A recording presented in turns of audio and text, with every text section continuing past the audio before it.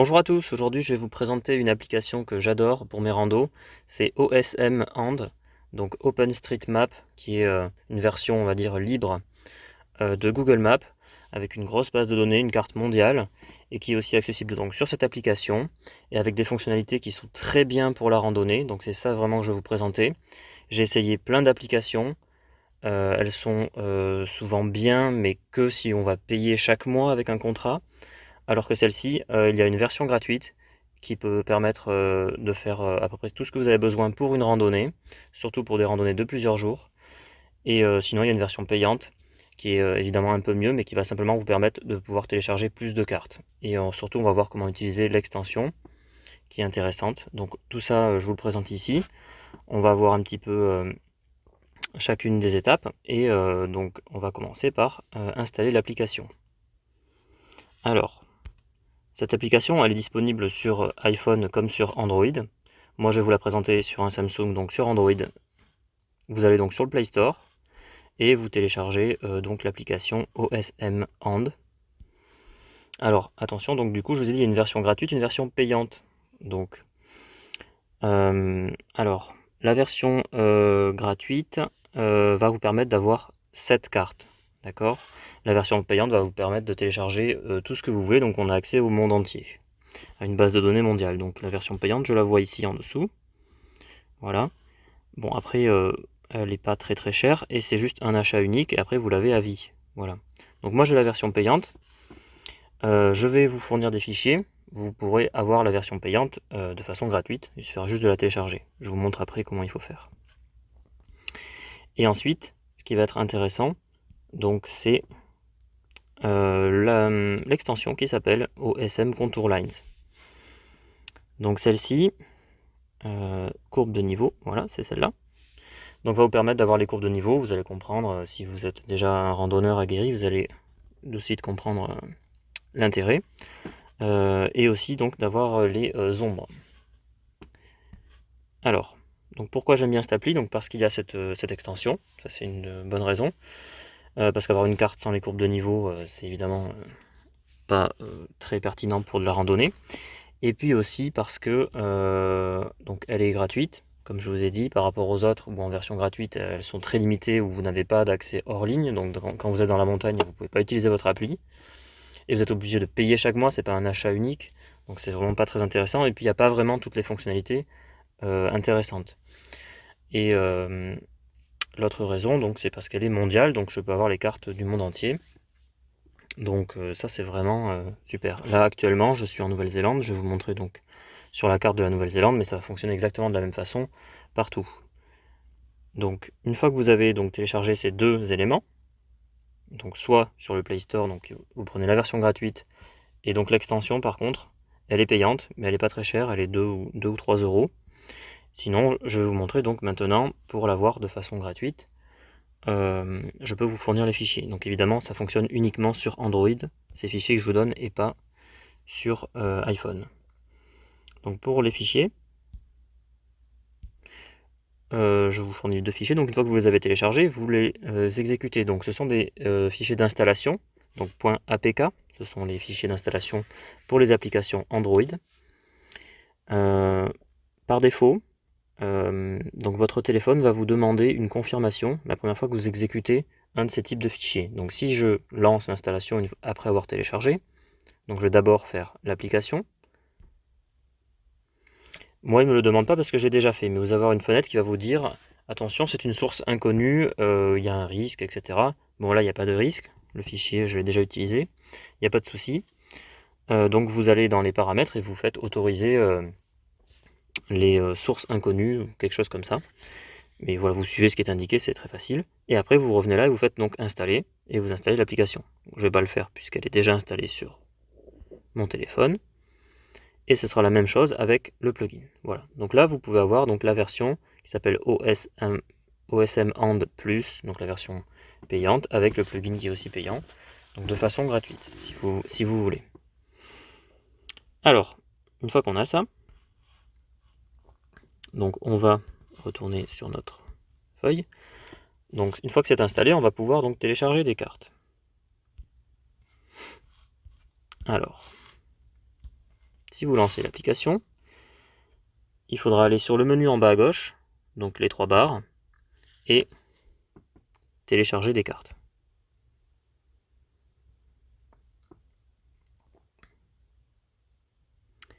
Alors il recherche la base de données.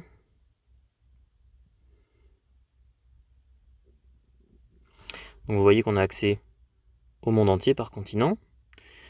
Donc par exemple Europe, France. Alors j'ai téléchargé qu'une seule région, ça fonctionne par région. Alors en fait il va y avoir plusieurs types de cartes, ça c'est très important. Il va y avoir la carte routière uniquement, ça fait le pays entier, d'accord? Ça c'est bien donc uniquement pour l'utiliser comme GPS pour la voiture, qui est une autre possibilité de cette application. Ensuite, on a donc ombrage du relief qui est aussi général pour le pays, d'accord? Ça c'est très bien pour la rando. Donc je l'ai téléchargé, on voit en vert, ça veut dire que c'est téléchargé. Et donc pour les régions, j'ai pris uniquement Occitanie. Voilà, et donc vous avez la carte standard de Occitanie, et vous avez les courbes de niveau qui sont disponibles quand vous avez téléchargé donc l'extension, qui sont très utiles, et les informations Wikipédia qui sont aussi utiles. Donc vous allez avoir 4 types de cartes à télécharger. Donc pour la France, ça fonctionne comme ça. Vous allez avoir ces 3 là dans une région, donc carte standard, courbe de niveau et Wikipédia, et puis les ombres qui sont générales pour toute la France. Voilà. Après, donc par exemple, ça dépend des pays. Là, je suis en Nouvelle-Zélande, ça fonctionne différemment. Je vais retourner en Océanie. Là, c'est directement tout le pays, il n'y a pas de région. Voilà. Donc, si on va jeter maintenant un petit coup d'œil à la carte. Donc, une fois que vous avez téléchargé les cartes, c'est ça, il faut bien évidemment le faire avant de partir. C'est pas très lourd comme fichier. Vous pouvez, donc on va voir un petit peu le visuel de la carte, comment on cherche des infos et comment on lit la carte. Un autre gros avantage de cette appli, par rapport à par exemple les cartes IGN, ce sont des cartes vectorielles, donc dynamiques. Là je vois une certaine quantité d'informations, si je zoome, je vais avoir plus d'informations qui vont apparaître, vous voyez. Donc ça c'est une carte vectorielle. Plus je zoome et plus j'ai d'informations. Donc l'extension est intéressante parce que vous voyez, on voit de suite très bien le relief, les pics, puisque j'ai les ombres et les courbes de niveau qui sont affichées. Voilà. Je vous montre un petit aperçu en allant sur le menu configurer écran et donc sur piéton, je vais enlever sur général.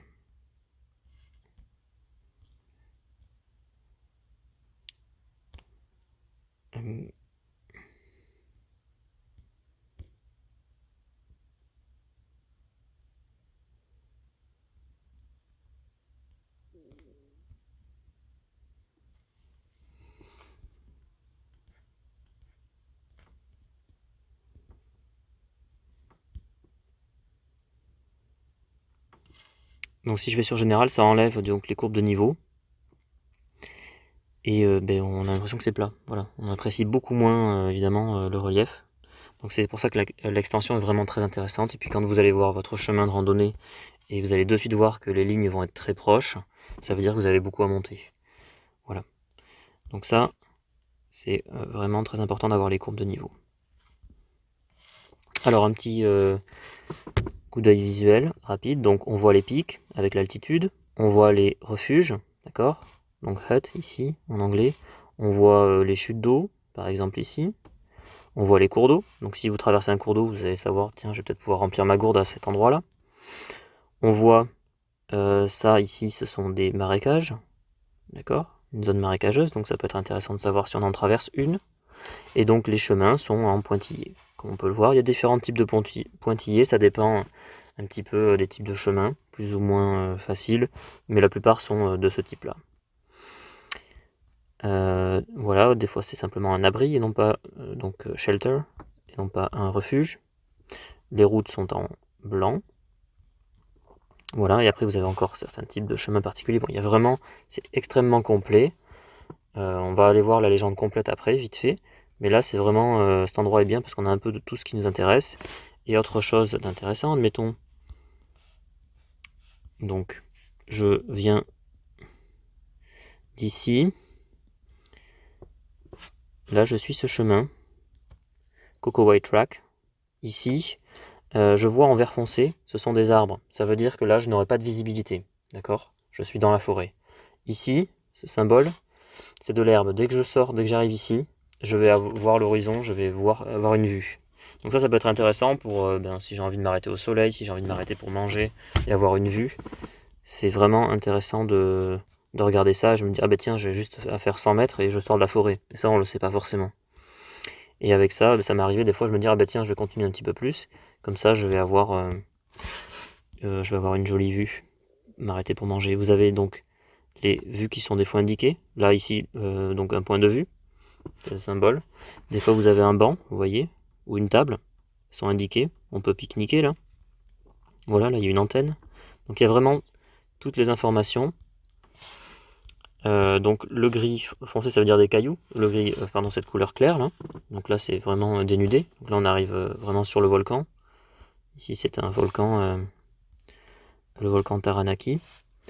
Et donc après, c'est la neige. Voilà, alors c'est la neige représentée en hiver. Voilà, moi j'y suis allé donc en fin d'été, il n'y avait plus du tout de neige, à peine un petit peu au sommet. Voilà. Donc faites attention à la neige. C'est bien de savoir est-ce qu'on peut traverser de la neige, mais c'est pas forcément évidemment réaliste par rapport à la saison où vous êtes. Et ensuite, donc on voit les pics. Voilà. Donc on a une petite idée globale de la légende. Vite fait, je vais aller sur la plage pour vous montrer un petit peu. Voilà, on peut voir aussi les plages avec le sable. On peut voir les rochers, voilà. Il y a vraiment tout d'indiqué, donc c'est vraiment intéressant pour ça. Vous pouvez aussi rechercher des éléments. Par exemple, si je vais là, je peux taper Taranaki. Voilà, il me propose, donc évidemment il y a plein de choses qui s'appellent Taranaki en Nouvelle-Zélande, c'est un endroit très connu. Moi je voudrais... Alors je vais taper Mont. Voilà, Mont Taranaki. Et donc je peux directement y aller, ou je peux taper le nom d'une hutte, ou d'un refuge, voilà. Si je veux aller à un certain refuge, je peux le taper et je vais y arriver. Vous avez aussi des catégories. Vous pouvez donc chercher directement. Si vous appuyez sur une catégorie, ça va vous afficher tous les éléments de cette catégorie. Voilà, donc les parkings, ça c'est très important aussi. Ou je sais pas moi, les toilettes. Voilà, si vous cherchez des toilettes, vous affichez, vous avez toutes les toilettes d'afficher sur la carte. Voilà. Pareil avec les parkings. Donc la fonction recherche est très bien aussi. Vous pouvez sauvegarder des éléments comme j'ai fait. On le voit ici avec les étoiles. C'est sûrement le parking de départ de la randonnée que j'ai sauvegardé. Ici. Voilà. Là on peut voir aussi donc une remontée de ski. Il y a vraiment toutes les informations détaillées. On va voir vite fait la légende complète. Juste quelque chose qui n'est pas assez détaillé, c'est la différence entre glacier et neige. C'est représenté de la même façon. Donc les glaciers ils sont permanents. Donc des fois, vous ne savez pas trop si c'est un glacier ou si c'est de la neige. Voilà. Bon, ici en l'occurrence, c'était que de la neige. Donc on va aller sur le menu et on va aller tout en bas. Aide. Et pardon. Légende, ici. Voilà, là, alors ça c'est un peu dommage. Ce sont juste des images qui vous représentent la légende, mais elles ne sont pas hors ligne. Alors ça c'est un peu embêtant. Donc si vous voulez, vous pouvez faire des captures d'écran. Voilà, comme ça vous les avez hors ligne. Il y a vraiment tout. Donc les routes, tout ce qu'on a, enfin il y a certaines choses qu'on a vues, hein, mais il y a vraiment un... C'est très détaillé. Vous avez tous les points aussi après.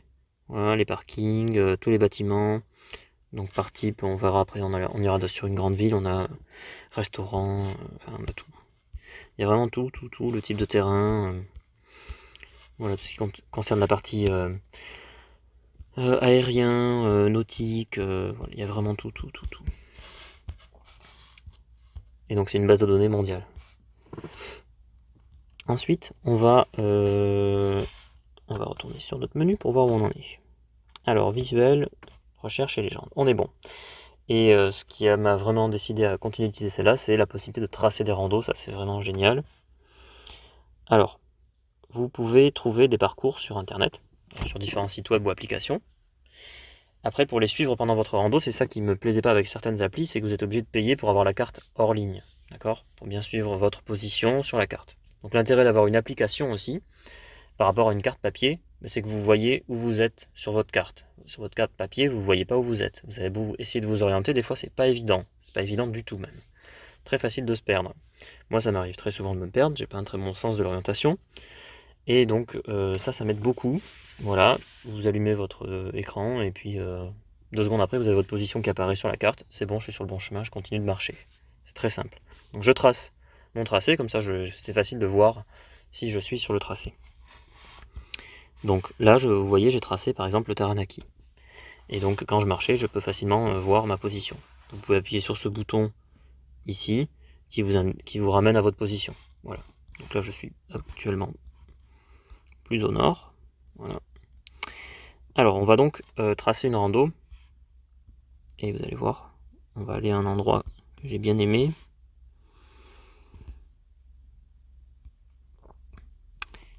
C'était donc Nelson Lakes. Voilà. Alors, je vais faire une rando de 2 jours ici. On m'a dit que Angelus Hut, c'était très bien. Donc aller vers ici, je vais essayer de faire une boucle sur cette chaîne. Alors, donc vous pouvez trouver les informations sur internet, comme je vous ai dit, le tracé et l'importer. C'est tout à fait possible, on verra après comment gérer les fichiers. Mais c'est mieux de tracer parce que vous avez plus d'informations. Quand vous importez, vous aurez juste un tracé circulaire rouge comme ça, et vous n'aurez pas les infos de profil, c'est-à-dire combien je dois monter, combien je dois descendre en dénivelé, quelle est l'altitude minimale, maximale, où se trouve la pente importante, etc. On va voir après le profil. Et donc ça, c'est vraiment très intéressant de l'avoir. Donc je vais... donc vous pouvez tracer en appuyant sur Menu, Mesurer distance. Donc là, on voit un pointeur au milieu. Alors je vais essayer de trouver le départ. Donc le parking. Voilà, je vois déjà il y a des toilettes. Et je vois marqué Car Park. Donc parfait, ça doit être là. Donc, je vais démarrer d'ici. Hop, j'appuie sur ajouter un point. Vous pouvez appuyer aussi sur l'écran. Soit en bas à droite, soit sur l'écran. Et après, donc là on est en mode, on est en train de tracer et on peut suivre différents types de routes. Vous pouvez faire des traits droits aussi. Donc moi je vais essayer de rejoindre, voilà, la prochaine hutte qui est ici. Donc si j'appuie sur ajouter, donc là ça fait 13 km en trait en droit. Maintenant je vais aller dans option et je vais faire déplacer sur la route. Piéton. Donc là il suit le chemin piéton, ça fait 17 km. En suivant le chemin, je vais dézoomer pour mieux voir. Voilà, ça fait ça. Donc c'est pas mal. Ça peut faire une journée. Je vais m'arrêter pour dormir là, donc je vais continuer mon tracé en disant que je vais m'arrêter pour dormir là. Ensuite, je vais essayer d'aller à un autre endroit. Ici, je pense que c'est notre fameuse Angelus Hut. Voilà. Donc là, on voit, il y a un campsite à côté. Moi, je vais aller camper là-bas. Hop. Là, il me fait passer par ici. Voilà, donc j'ai ajouté un deuxième point. Donc vous pouvez aussi retourner en arrière, vous pouvez ajouter autant de points que vous voulez. Je vais dire, ah mince, en fait, moi je voulais aller voir le pic qui est là. Donc, je vais enlever mon point.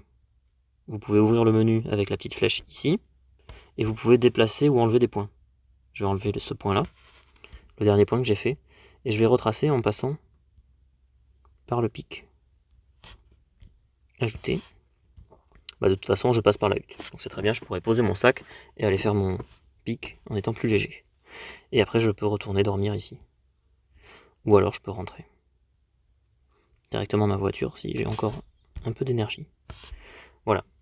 Donc, je continue de tracer, je retourne là. Donc là, ça fait 29 km. Oui, je peux peut-être m'arrêter et dormir. Et après, je ferai ça tranquillement le lendemain. Le retour. Ah, là par contre, il me fait passer par ici. Ça serait peut-être pas mal de trouver un autre chemin pour faire une belle boucle. Donc ça, c'est un chemin, je pense. Donc ce que je vais faire, je vais ajouter un point. ici, et je vais aller dans les points, mais je vais changer. C'est pas celui-là. Les deux derniers. Avec la gauche, à gauche vous pouvez changer les points. Ok. Ça n'a pas marché. J'ai dû mélanger un petit peu. Donc je vais enlever les deux derniers points. Non, j'enlève que le dernier, voilà. Je passe par là, et là c'est bon. Je vais bien arriver à la voiture. Parfait. Et voilà, donc j'ai ma boucle de fait.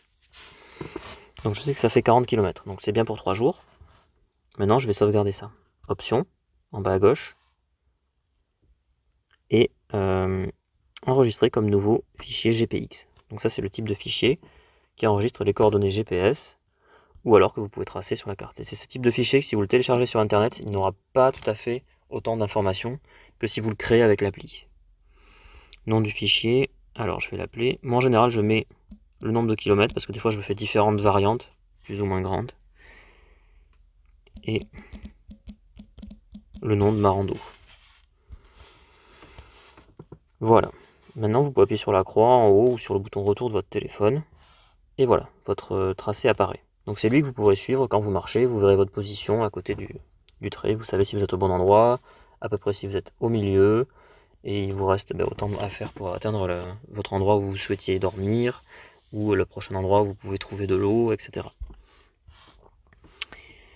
Donc si vous appuyez ici, sur le bouton en bas, navigation, vous avez la liste de tout ce que vous avez fait. Donc là on voit le Taranaki que j'avais fait, et donc du coup j'ai celui-ci aussi.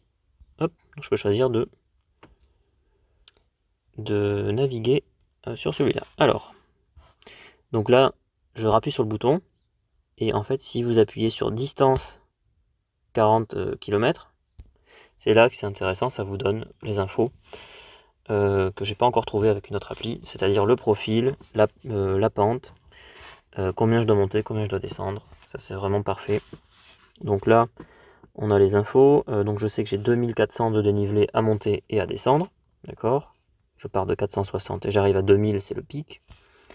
Et si vous appuyez au milieu, là, vous pouvez voir, donc ça doit être le pic, à 2000, oui, voilà. Ça, c'est la hutte, sûrement, Angela's Hut. Voilà, ça doit être la fin du premier jour, ici, j'arrive en bas, là, au niveau du lac, sûrement. Et voilà, là, je retourne au parking. Donc, vous pouvez voir, et vous pouvez le faire en faisant analyser sur la carte, ça c'est super.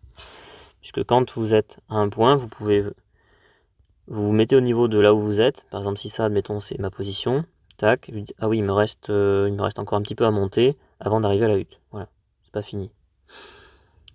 Donc c'est vraiment intéressant de pouvoir naviguer comme ça. Et donc en vert, on voit la pente. Donc là, on voit que ça monte très rude ici, 60%, voilà. Peut-être un peu pareil au pic, là on doit avoir du 60% aussi. Voilà. Ça c'est important parce que je sais, par exemple, jusqu'à 40, c'est plutôt facile. Et à plus de 40%, ça commence à être bien pentu et à être assez difficile de monter. Voilà. Ok, donc c'est ça qui est vraiment intéressant. Et une fois que j'ai ça, je peux aussi exporter ce fichier pour le partager avec quelqu'un. Tout à fait possible.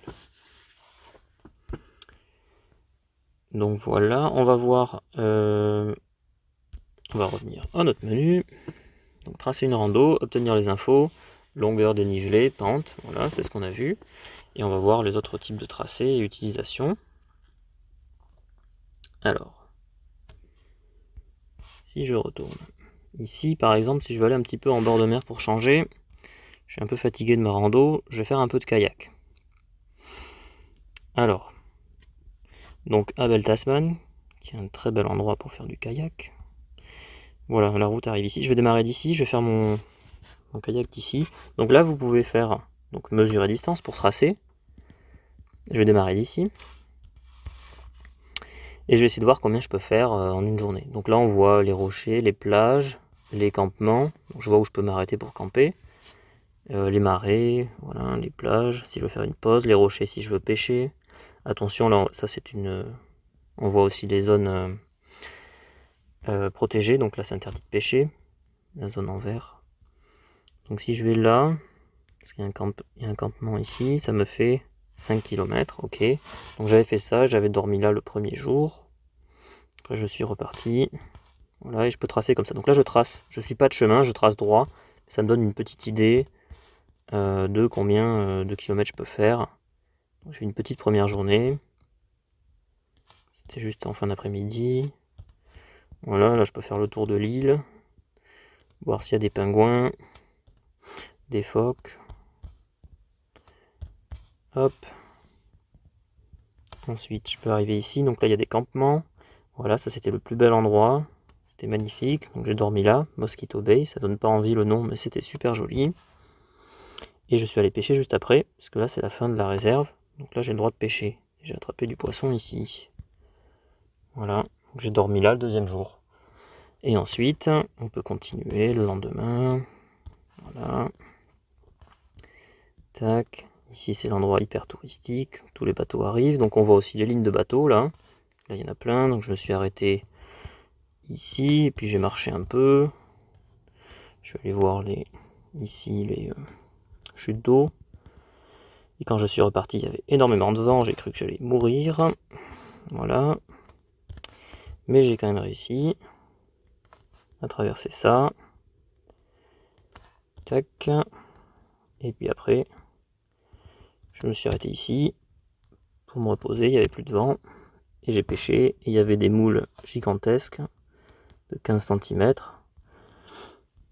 Donc j'ai fait le plein de fruits de mer. Et après, je suis arrivé, je crois, ici. Voilà, j'ai dû tirer mon kayak sur le sable. Voilà, ça c'est une baie qui est du coup temporaire, hein, suivant la marée. Et donc évidemment, je suis arrivé à marée basse, donc j'ai dû tirer mon kayak sur 1 km dans le sable. J'étais content. Et voilà, donc là ça me dit 30 km et je sais ce que je peux faire. Donc ça c'est une autre idée d'utilisation de la carte pour faire par exemple du kayak. Voilà, vous pouvez l'enregistrer, etc. Hop. Donc sur 3 jours.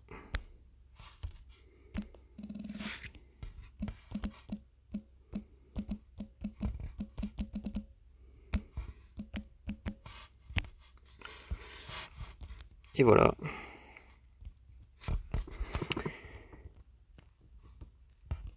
Donc l'autre utilisation, ça va être aussi en voiture. Vous pouvez l'utiliser comme GPS hors ligne, même si je préfère nettement Maps.me. Parce que tout simplement, on n'a pas la vision comme si on était une voiture qui, à travers le pare-brise, en fait, on voit plutôt de dessus. Donc c'est pas génial pour la voiture, mais sinon ça marche aussi. Vous en avez les itinéraires. Par contre, pour le vélo, c'est très bien parce qu'on a aussi des pistes cyclables. Vous avez donc, vous voyez, navigation vélo, ça c'est très bien. Voilà. Donc j'utilise pour le vélo aussi souvent.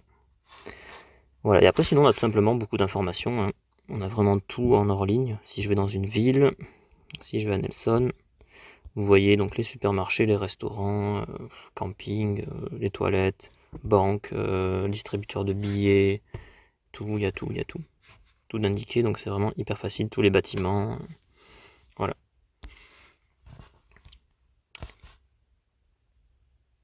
Hop. On va gérer les tracés GPX. Alors, j'ai fait quelques tracés. Et au bout d'un moment, vous en avez une liste énorme. Donc là, ça c'est important aussi. Vous voyez, quand vous faites naviguer, vous choisissez un sur lequel vous naviguez. Si vous voulez naviguer avec un autre, il faut appuyer sur la croix et vous en reprenez un autre ici. Voilà.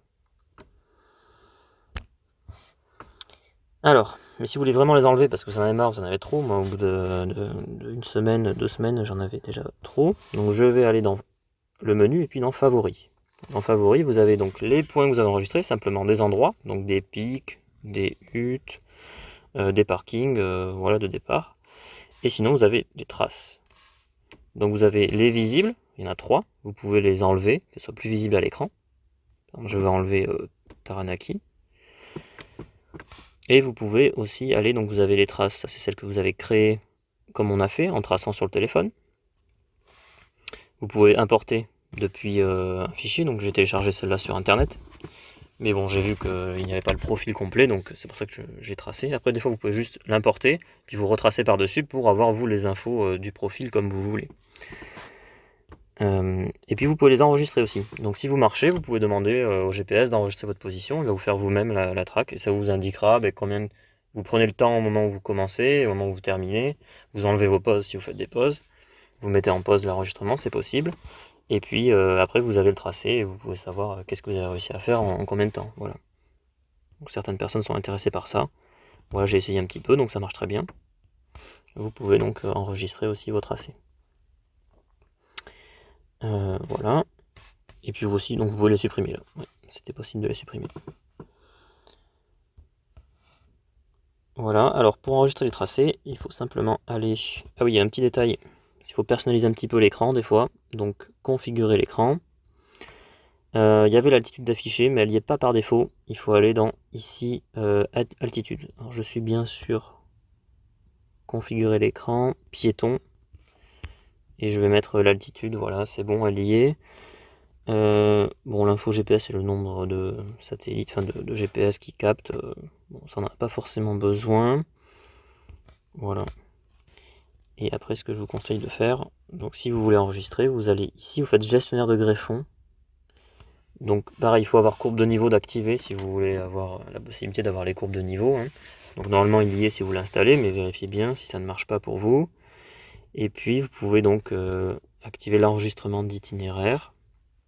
Oui, il y a d'autres options ou d'autres greffons, il y en a plein à télécharger, voilà.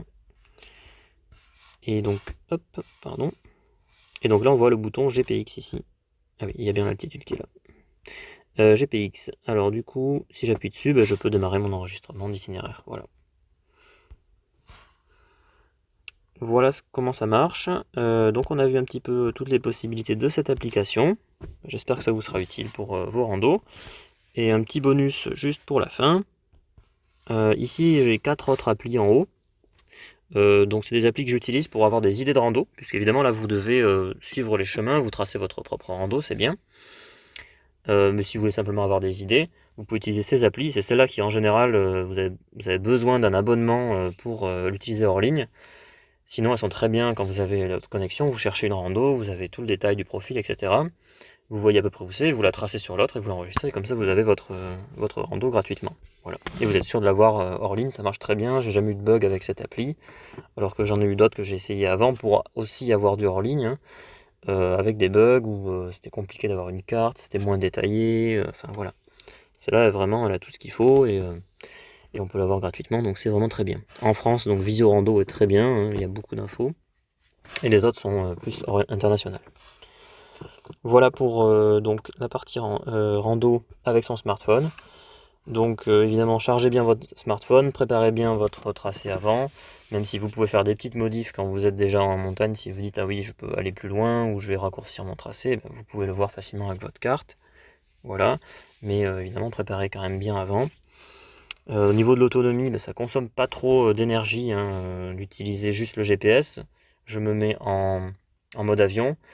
Et ce que je fais, c'est simplement de temps en temps, je allume mon écran et je regarde ma position, ça prend 5 secondes, hop, je rééteins mon écran et mon téléphone ne perd très peu de batterie. Sur la journée, j'utilise 20-25% de batterie, donc je peux faire facilement 4 jours avec. Ça dépend évidemment de votre téléphone, mais voilà, ça suffit pour faire la plupart des randos. Donc ça consomme pas trop, n'ayez crainte avec ça. Si vous enregistrez votre itinéraire, par contre, ça risque de consommer beaucoup plus, donc faites attention à ça. Si vous voulez enregistrer votre itinéraire. Voilà, donc je vous souhaite de bonnes randos. Préparez-vous bien maintenant avec cette appli. Et si vous avez des questions, n'hésitez pas. Et puis abonnez-vous à ma chaîne.